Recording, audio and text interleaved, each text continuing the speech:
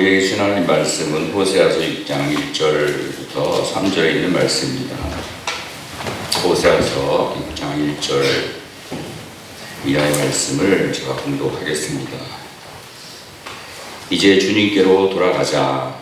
주님께서 우리를 찢으셨으나 다시 싸매어 주시고 우리에게 상처를 내셨으나 다시 아물게 하신다.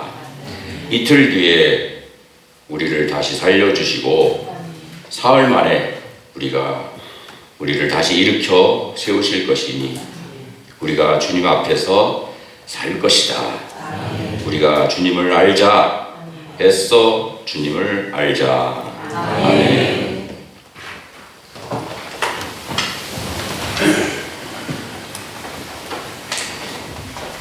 하나님께 여러분에게 복을 주시고 여러분을 지켜주시며 또 밝은 얼굴로 대하시고 은혜를 베풀어 주시며 또 고이 보시고 또 평화를 주기를 빕니다. 어제 4월 5일은 우리나라 역사에서 정말 뜻깊은 날이었습니다. 왜냐하면 정확히 140년 전인 1885년 인천에 언더우드와 아펜셀라 선교사가 정식으로 입국한 날이기 때문입니다. 이 사건은 단지 우리나라에 기독교 복음이 전파된 것만을 의미하지 않습니다. 이로 인해서 우리나라가 근대화되었습니다. 근대화라고 하는 건 뭐냐면 정치, 경제, 사회, 문화, 교육, 생활 등 모든 면에서 변화가 나타나서 후진적이고 미개적인 상태에서 벗어나 선진국에 들어가는 그 과정을 얘기합니다. 이런 역사적 사실은 제가 여러분들에게 여러 차례 말씀드렸기 때문에 잘 아실 테니까 간단히만 다시 언급하면, 첫째, 개신교 선교사들이 들어와서 병원을 세웠습니다. 병원을 세운 게 왜 근대화냐고 하면, 그 당시 조선시대에 콜레라가 유행했는데 그 병의 이유를 모르고 수없이 많은 사람이 죽었습니다. 그런데 그때 콜레라를 쥐 귀신이 옮긴다고 생각했습니다. 그래서 고양이가 쥐를 잡아먹으니까 고양이 부적을 만들어서 대문에, 그러니까 하나도 아니고 그냥 여러 장을 붙였습니다. 여기 그리고 이제 이게 잡서 살퇴라고 써있는데 이게 무슨 뜻인가 하면 잡귀인 쥐를 죽여서 물리치자라는 뜻입니다. 그리고 궁궐에서도 할 수 있는 모든 역량을 다해서 대규모로 굿을 그것도 여러 차례 했습니다. 그런데 선교사들이 들어와서 콜레라가 쥐 귀신이 옮기는 게 아니라 그게 세균에 의해서 옮겨지는 것이다 라고 하는 것을 가르쳐 줬습니다. 그래서 우리 민족이 오랜 그 무지와 미신으로부터 벗어날 수 있었습니다. 두 번째, 근대식 학교를 세워서 우리 민족을 근대화시켰습니다. 주목, 당시에는 양반 중에서도 남자만 공부를 할 수 있었습니다. 그 공부도 배우는 것도 실생활에 전혀 관계없는, 써먹을 수 없는 과거 시험에 합격하기 위한 탁상머리 학문이었습니다. 근데 선교사들이 들어와서 학교를 세우고 실생활에 필요한 걸 가르치기 시작하는데, 놀라운 것은 모든 사람, 심지어 천민, 심지어 여자까지 가르쳤습니다. 성경을 가르치고요, 영어를 가르치고요, 산술, 이게 수학이죠, 인문, 음악, 지리, 세계 역사, 생리, 과학 등 실생활에 필요한 걸 가르쳤습니다. 그리고 정말 아이러니하게도요, 한글을 가르쳤습니다. 뭐를요?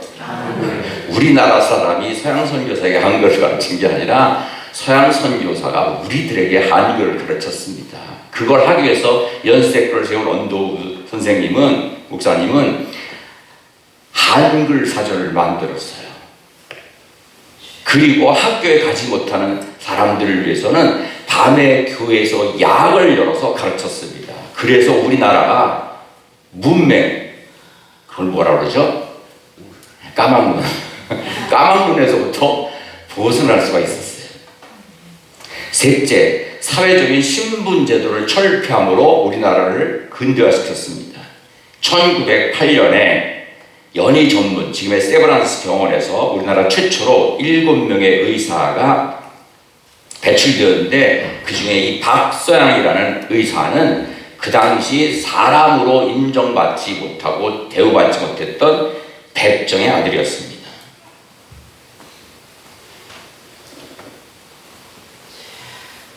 이처럼 기독교가 우리나라에 들어와서 수천 년, 수만 년간 이어졌던 양반과 서민과 천민이라는 이 사회적인 계급 질서를 이걸 철폐했어요. 그리고 여자들에겐 죄송하지만 아들하고도 같이 밥상에 앉아서 밥을 먹을 수 없을 정도로 인격적으로 대우받지 못했던 여자도 인격체라고 하는 것을 기독교가 선포했어요. 모든 사람이 하나님 앞에서 다 평등한 인격체고 하나님의 자녀라는 걸 선언했어요. 그런 의미에서 우리나라에서 민주주의와 정의를 최초로 가르쳐 준 것이 기독교입니다. 그리고 다 기본적으로 먹고 사는 것이 중요한데 근대식 경제제도를 도입해서 우리나라를 드디어 먹을 수 있는 나라로 살렸어요. 양반들은 굶어 죽어도 일을 안 하고 굶어 죽었어요. 근데 성경에 뭐라고 되어 있습니까? 일하기 싫거든? 어떻게 잘하세요? 먹지도 말라. 그래서 그 당시 세례 문답을 보면요, 세례하기에 문답하는데 뭐라고 물어보니까 하면요, 왕의 아들도 일을 해야 됩니까? 라고 물었어요. 그냥 왕도 일해야 됩니까? 는 그건 너무 어려우니까. 그리고 거기다 뭐라고 대답해요? 뭐라고 대답해요? 네, 그래야 세례를 받았어요. 놀랍잖아요. 그리고 대다수 사람들이 그 당시에 다 농사 짓고 살았는데, 농촌이 그렇잖아요.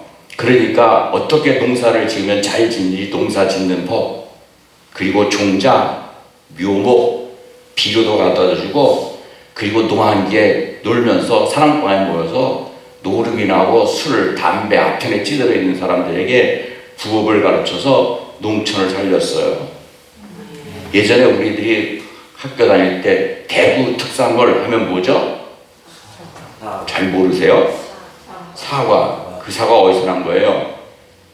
헨리 브루멘이라고 하는 선교사님 겸 의사 선생님이 1899년 대구에다가 사과 갖다 심어서 우리나라가 사과 먹을 수 있었던 거예요. 그리고 한글을 우리나라 말이 되게 한 것도 기독교예요. 성경을 한글로 번역해서. 그리고 3.1 만세 운동을 일으켜서 대한민국을 독립국가로 만드는데 어떤 결정적인 동기부여를 한 것도 기독교예요. 이런 이야기를 하자면 한이 없습니다. 이처럼 기독교가 우리나라에 들어와서 가난, 질병, 부지, 그리고 신분에 의한 차별, 각종 우상숭배에 들려있던 우리를 해방시켰어요. 영적으로 자유하게 했어요. 그리고 그로 말미암아 근대화를 이뤄서 지금 우리나라가, 그렇게 못 살던 나라가 세계 10위권 애들은 잘 사는 나라, 부강한 나라가 됐습니다. 근데 어떻게 이렇게 가능한, 어떻게 이런 일이 가능할 수 있었을까? 아니, 기독교 복음이 들어가기만 하면 다 그런가? 절대 아니에요. 첫째 이유는 뭐냐면 우리나라에 기독교 복음이 들어와서 급속도로 복음이 전파되었기 때문이에요. 1885년 개신교 선교사들이 들어왔는데 딱 100년 만에 우리나라 사람들의 5분의 1인 1000만 명이 예수를 믿었습니다. 아멘? 이건 세계 역사에 이런 역사가 없어요. 일본은 우리보다 먼저 기독교 전파됐지만 지금 개신교인 50만 명도 안 됩니다. 그리고 이렇게 기독교가 급성장했기 때문에 우리나라 사람들의 5분의 1이나, 그리고 더 중요한 것은 그 기독교인들이 다 사회적으로, 정치적으로, 교육적으로, 문화적으로 리더이기 때문에, 뭐라고요? 리더였기 때문에, 근대식 학문을 배운 리더였기 때문에 그들에 의해서 우리나라가 근대화될 수 있었던 겁니다. 만일 단기간에 그렇게 많은 사람들이 예수를 믿지 않았다면요, 절대로 기독교가 우리나라를 근대화시킬 수가 없었어요. 그럼 그 다음 얘기예요. 어떻게 대한민국은 기독교 복음이 들어와서 그렇게 짧은 시간에 우리나라 인구의 5분의 1이나 예수를 믿는 그런 나라가 될 수 있었나? 그것은 중요한 거니까 따라하세요. 미국의 복음주의가 들어왔기 때문이에요. 뭐가 들어왔다고요? 복음주의가 들어왔기 때문이에요. 복음주의. 1517년에 루터가 종교개혁을 해서 많은 개신교들이 생겼어요.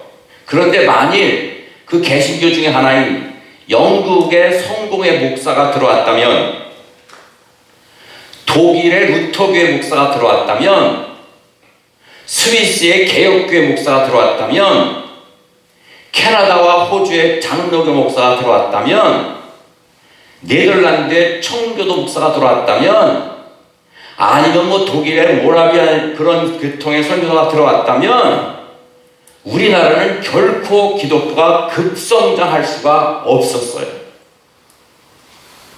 복음주의 신앙을 가지고 있는 미국의 선교사들이 들어왔기 때문에 기독교가 급성장할 수 있었고, 그것이 힘이 되어서 우리나라가 근대화될 수 있었습니다.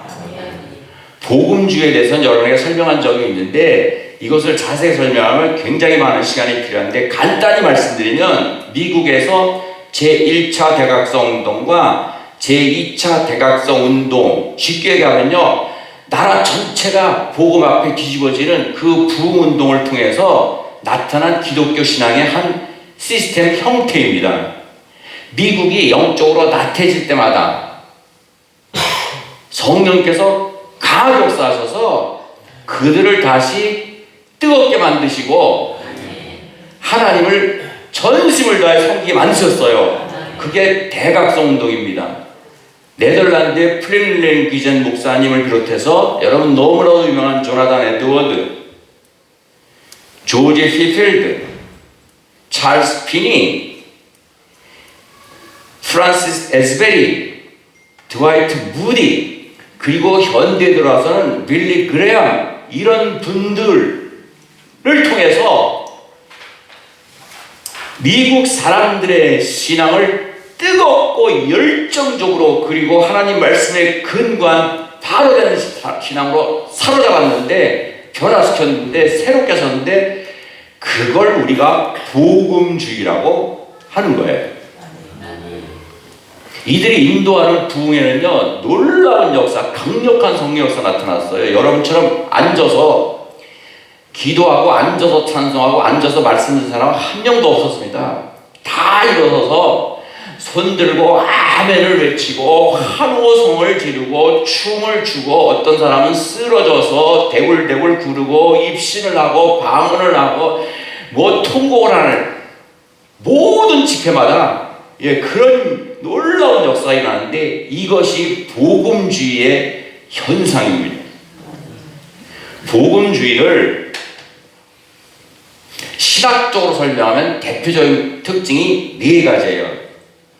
첫째가 성경주의입니다. 이게 무슨 말인가 하면, 우리들의 모든 신앙의 근거는 오직 성경에서 나와야 한다는 거예요. 이게 당연한 말 같지만 무슨 말인가 하면, 그 시대에 풍미한 철학이나 사상에서 어떤 신앙이나 신학이 나오면 안 된다는 거예요. 그러니까 이 대각성 운동 당시로 하면 계몽주의에서 나오면 안 된다는 거예요.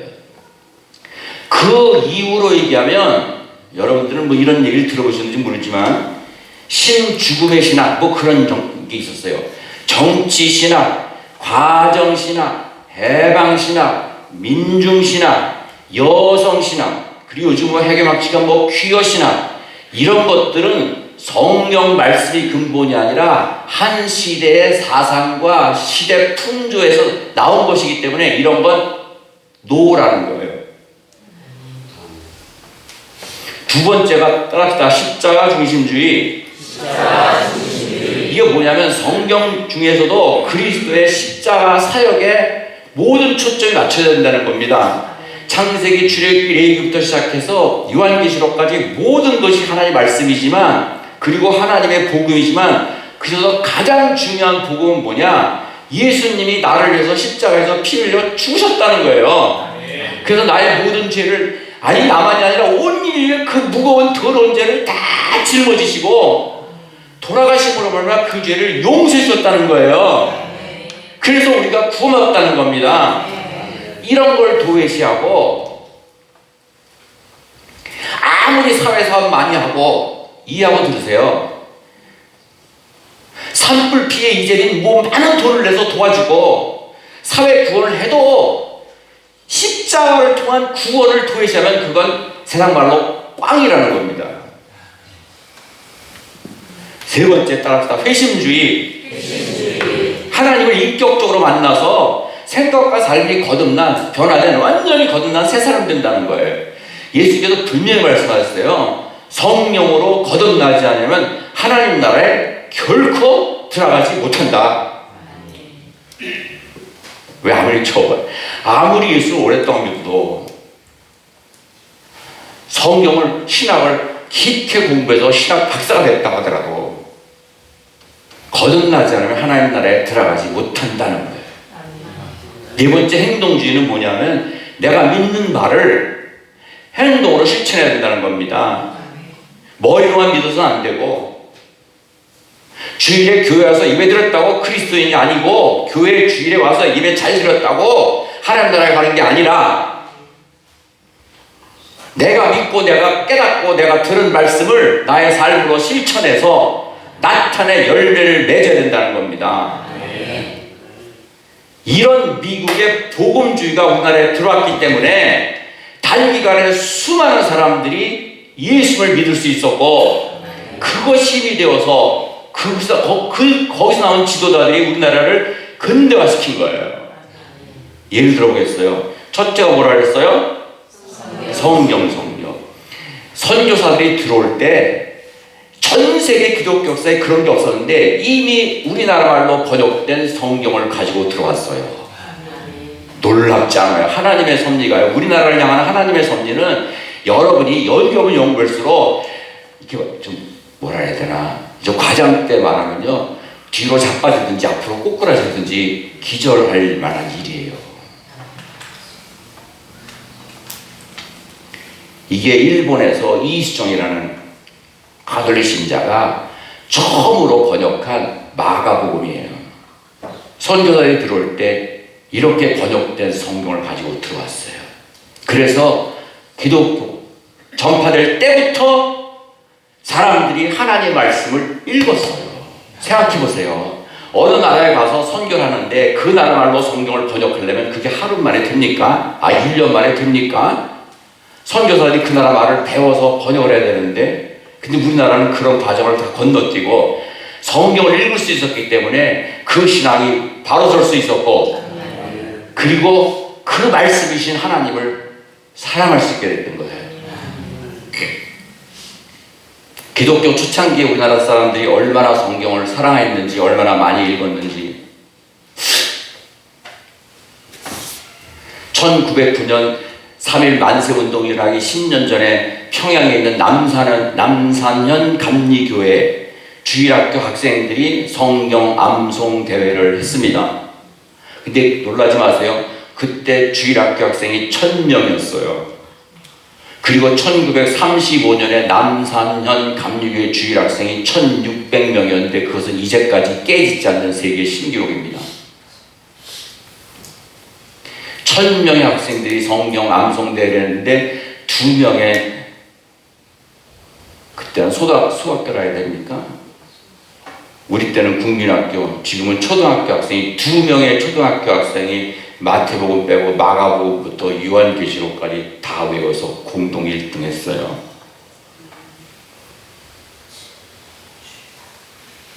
뭐라고요?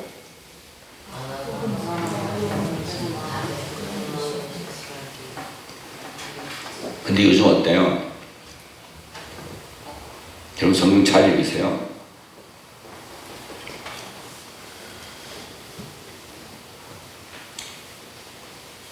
스마트폰은요, 수시로 열어도요, 성경 쳐다보지도 않는 사람은요, 한국교회에 무지하게 많아요.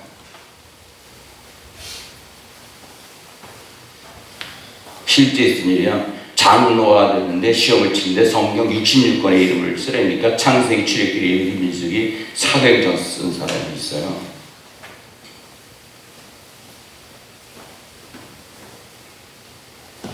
여러분 성경 66권 이름 아세요? 시작. 창세기.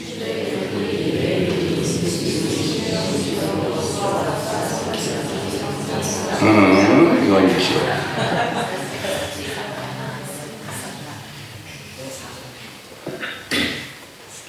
뭐 같아요?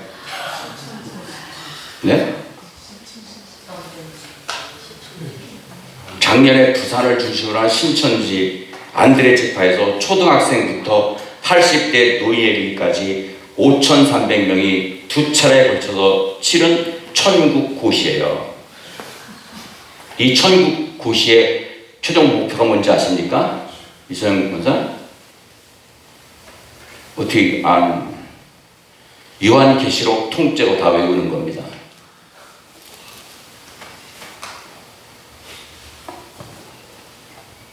우리가 신천지 이단이라고 무시하죠? 하나 물어볼까요? 요한계시록에 7개 교회가 나오는데 7개 이름 시작. 녹화가 되고 있기 때문에 중단하겠습니다. 초등학생도 80대 노인도 요한계시록 통째로 읽는 게 5,300명이 1년 안에.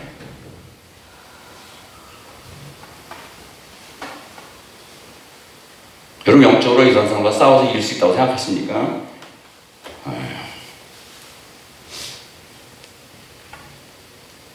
예수님 이후에 기독교 복음이 사도들에서 어떻게 땅끝까지 전파됐는가를 이야기하는 사도행전은 5개의 굵직굵직한 이야기로 기록되어 있습니다. 근데 5개의 굵직굵직한 내러티브가 끝날 때마다 뭐라고 결론지어 얘기하고 있는가 하면 크게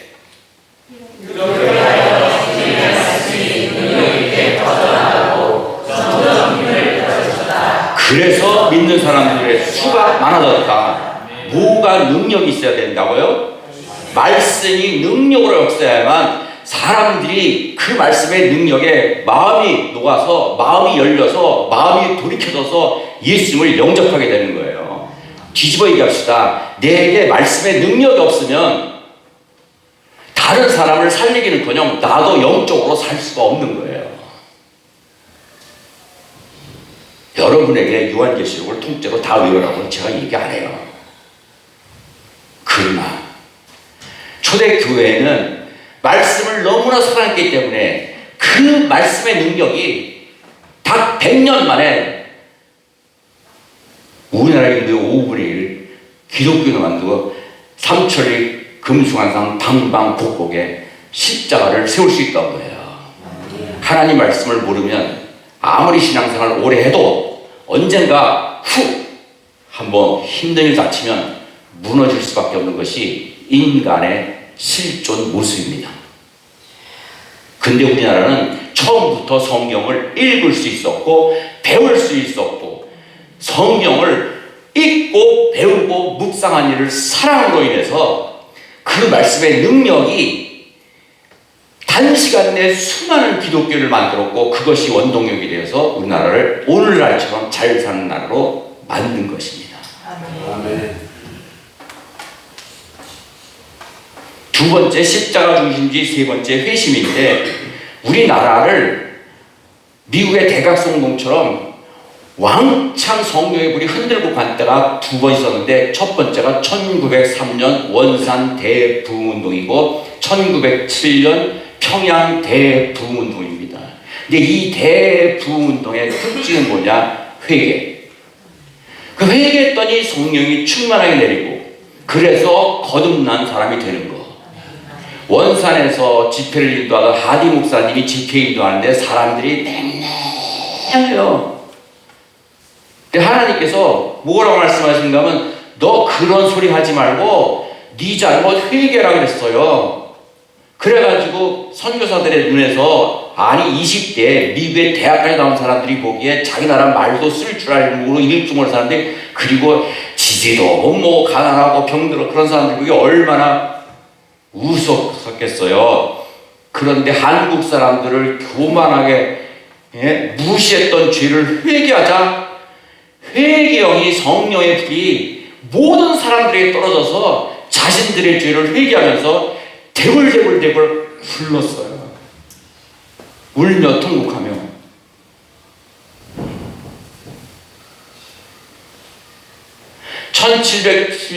1907년 평양 대부흥운동 때는 선교사들이 더듬더듬 거리는 말씀으로 성경을 강론하고, 길선주 장로가 강단에 들어서서 갑자기 너도 그렇게 하나 듣고는 자기가 잘못한 것, 친구 것, 도둑질했던 것 회개하니까 갑자기 회개형이 성령이 강력하게 해서 거기 모인 모든 사람들이 다 대굴대굴 부르면서 울며 통곡하며 자기의 죄를 자복하고 회개했어요.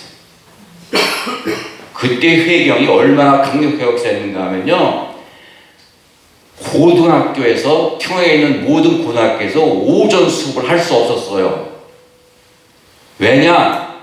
고등학생들이 다 부흥회 갔는데 새벽 시간에 회개형에 사로잡혀가지고 학교를 갔는데 울며 간 거예요. 학교 가서 자기의 죄가 막 생각나니까 울면서 회개하느냐고요. 모든 고등학교가 오전 수업을 할 수가 없었어요.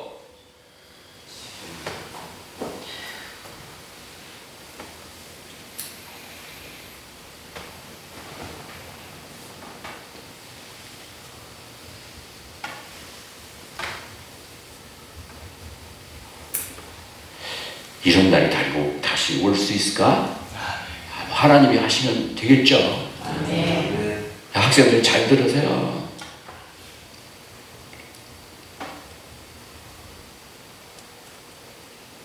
그렇게 회개하고 나니까 그렇게 깨끗해진 심령에 성령님이 그냥 왕창 찾아오신 거죠. 사도행전 2장의 시작. 회개하십시오. 그리고 예수 그리스도의 이름으로 세례를 받고 죄 용서를 받으십시오. 그리하면 성령을 선물로 받을 것입니다. 아멘. 이 말씀이 그대로 이루어진 거예요.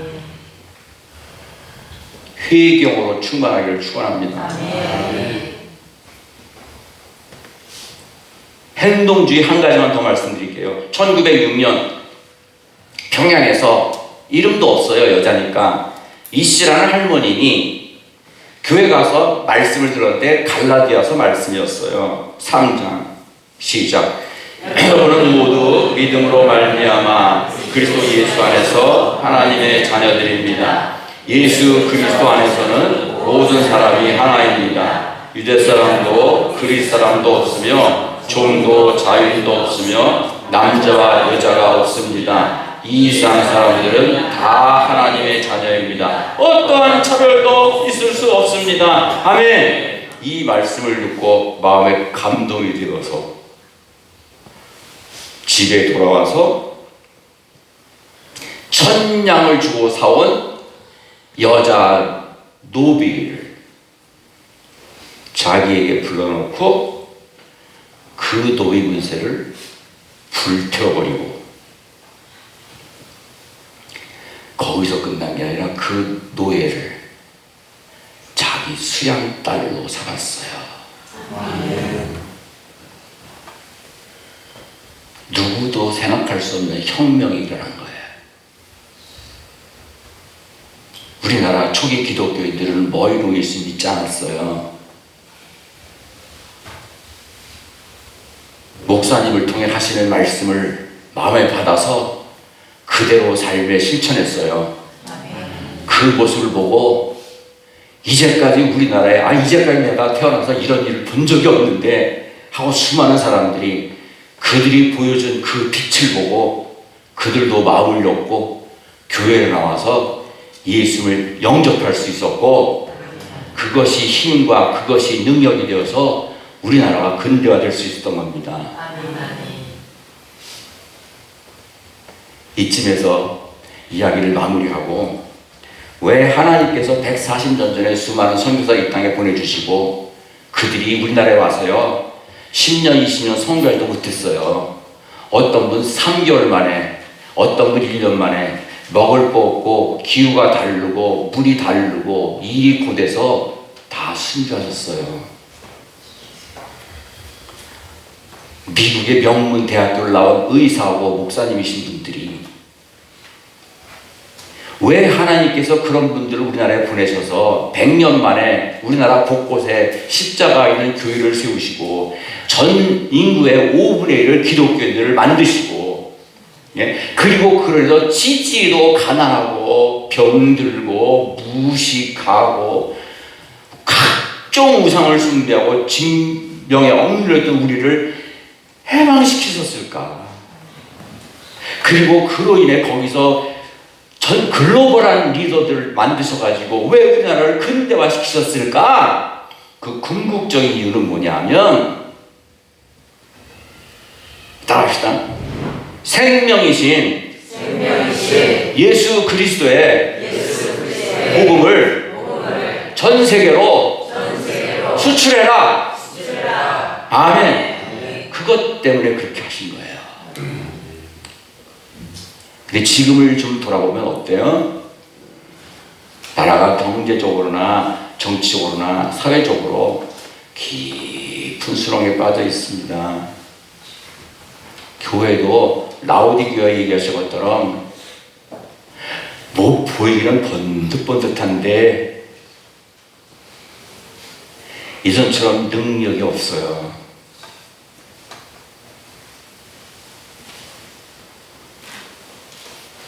왜 그럴까?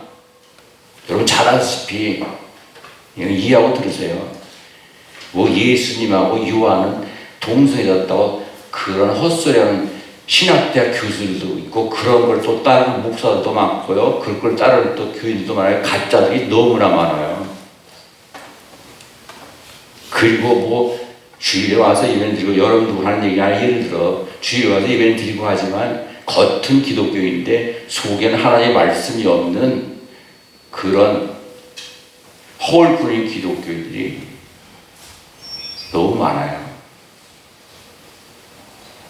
수십 년간 예수를 믿었는데 그 생명이신 예수를 인격적으로 만나고 성령으로 거듭나서 변화된 삶을 살지 못하는, 거듭나지 못한 기독교인들이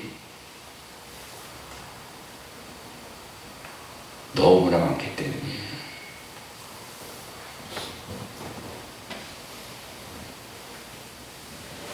그 우리가 마지막 뭘 어떻게 해야 되느냐? 간단해요. 복음주의로 돌아가야 됩니다. 복음주의를 붙들어야 됩니다. 다른 나라와 달리 우리나라에는 미국의 복음주의가 들어와서 우리나라 사람들을 변화시켰고 그것이 힘이 되어서 우리나라를 근대화시켰듯이 오늘도 우리가 복음주의를 붙들어야 영적으로 살고 교회도 살고 전 세계에 생명의 신 예수님의 복음을 수출하는 그런 제사국가로 우리나라가 다시 세워질 줄 믿습니다. 간곡히 부탁합니다. 말씀을 사랑하고 읽으세요. 초등학생들이 1년 안에 요한계시록을 외운다는데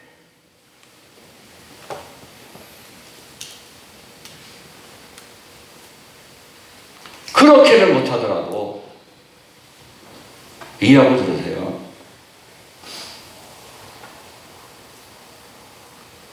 수요일에 와서 말씀 공부하던 분들,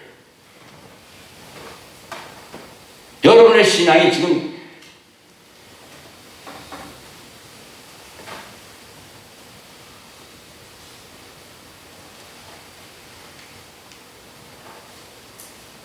양심을 먹자는데 어떻게 여러분의 영혼이 살 수 있어요? 여러분 어떻게 영혼의 영혼이 건강할 수 있어요?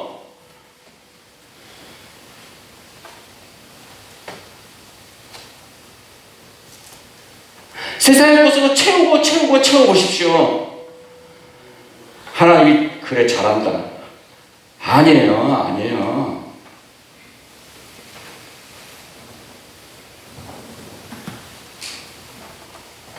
회개의 영으로 충만하고 회개의 영에 예민하기를 축복합니다. 성령으로 거듭나고 성령으로 충만하기를 축원합니다. 머리로만 믿지 않고 여러분 믿고 배우고 깨닫고 아는 것을 여러분의 삶으로 열매기를 축원합니다. 우리가 그렇게 되었을 때 하나님은 과거 우리나라에 놀라운 역사를 이루었듯이 오늘도 앞으로도 우리를 통해서 140년 전에 대한민국에 갖고 계셨던 그 비전을 우리들을 통해서 계속해서 일어나갈 줄 믿습니다. 기도합시다. 하나님, 우리를 사랑하셔서 140년 전에 미국의 선교사들을 통해 생명의 복음을 무엇보다 복음주의를 전해주신 걸 감사드립니다. 복음주의 신앙이 우리를 살렸고 이 나라 방방곡곡에 교회를 세우고 그로 말미암아 영적 사회적 주도에 나타나 이 땅을 근대화시킨 것에 감사드립니다. 우리도 우리의 믿음의 선배들의 그 아름답고 자랑스러운 그 신앙을 본받게 해주시고 그 신앙을 따라갈 수 있도록 도와주시옵소서. 하나님의 말씀에 깊이 빠질 수 있도록 도와주시옵소서. 회개로 충만하고 예민하게 하여 주시옵소서. 성령으로 거듭나게 하시고 성령으로 충만하게 하여 주옵소서. 우리의 삶에서 우리의 믿는 것이 우리의 아는 것이 열매로 맺어지게 하여 주시옵소서. 그래서 140년에 우리를 통하여 전 세계의 생명이신 복음을 전하고자 했던 그 하나님의 비전과 꿈을 우리들이 이루어드릴 수 있는 우리 교회가 이루어질 수 있는 교회가 되게 하여 주시옵소서. 우리를 사랑하시고 우리나라를 지극히 사랑하시고 우리를 통하여 위대한 비전을 갖고 계신 예수님의 이름으로 간절히 기도드리옵나이다. 아멘.